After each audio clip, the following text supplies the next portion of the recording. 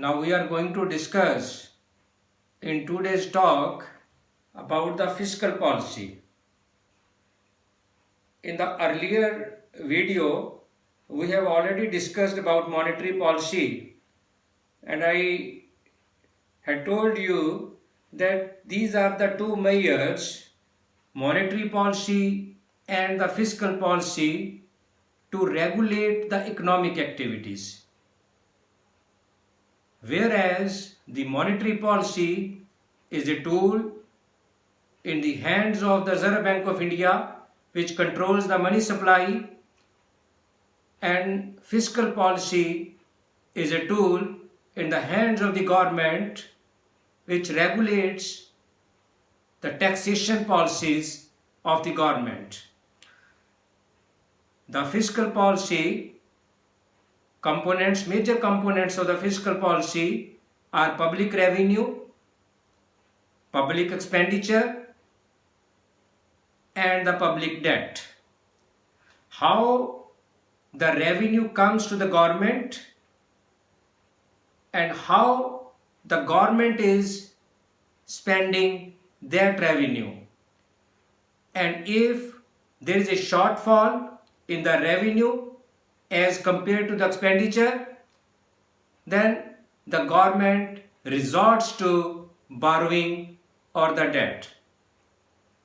So these three components have to be in total unison to have a proper fiscal policy.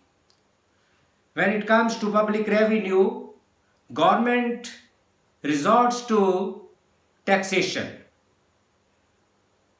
There are different forms of taxation. Government levies direct tax as well as indirect tax. And there is another source of income for the government which we call as a non-tax revenue. The direct tax, like we are giving income tax to the government, and indirect tax by way of various means. When we are buying any goods and services, then we are paying indirect taxes. A very important component in the public revenue of the government is the non-tax revenue. Non-tax revenue is the revenue where we are using some of the facilities provided by the government.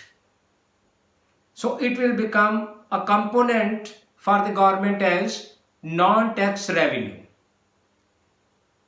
Then the government is spending. Government is spending the money which the government collects.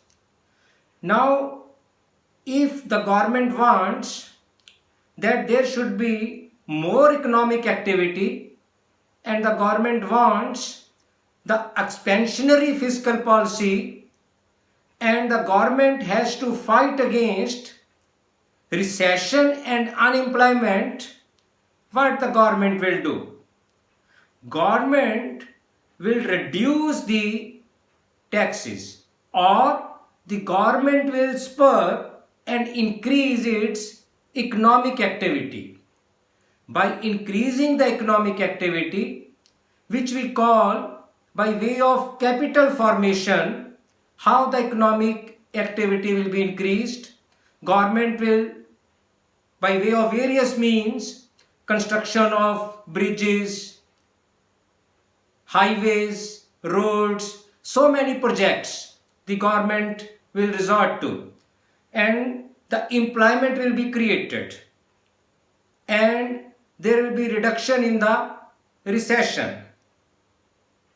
By doing so, the people will have more money in their hands. But there is a fear. When the government spurs the economic activity, there is always fear of inflation, because the people have more money in their hands, and the tendency of the people will be to spend the money more, and there are chances of the inflation. So if there is a situation in the market, in the economy of full employment, and the government wants to reduce the economic activity, it will resort to the contractionary policy in the fiscal measures. What it will do, it will simply reduce the expenditure. By reducing the expenditure, people will have lesser money in their hands. But this is a very difficult task for the government, because once the government starts reducing the money, the government starts reducing the economic activity, there are chances again of unemployment, and the economy can go deep into the recession. So the government has to use this step in a very judicious and the careful manner. So public revenue and then the public expenditure. And if the revenue of the government is less than the public expenditure, then the shortfall by the government is met out by way of public debt.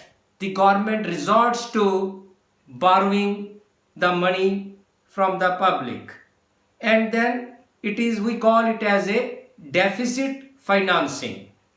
But deficit financing again is not good for the economy. The more the deficit financing will it be, it means that the government has to pay. Ultimately, when the government borrows, sooner or later that money has to be paid by the government.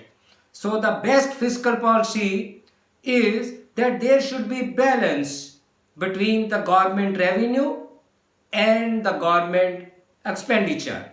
And if the economic activity has to be increased to spur the economic growth, there must be some limit in the public borrowing. Public borrowing should always be in a limit, so that the situation, the things should not go out of the hand. So this was all about the fiscal policy, and both fiscal policy and monetary policy are very potent and very important tools in the hands of the government, which are used to stabilize the economy and regulate the economic activities. Thank you.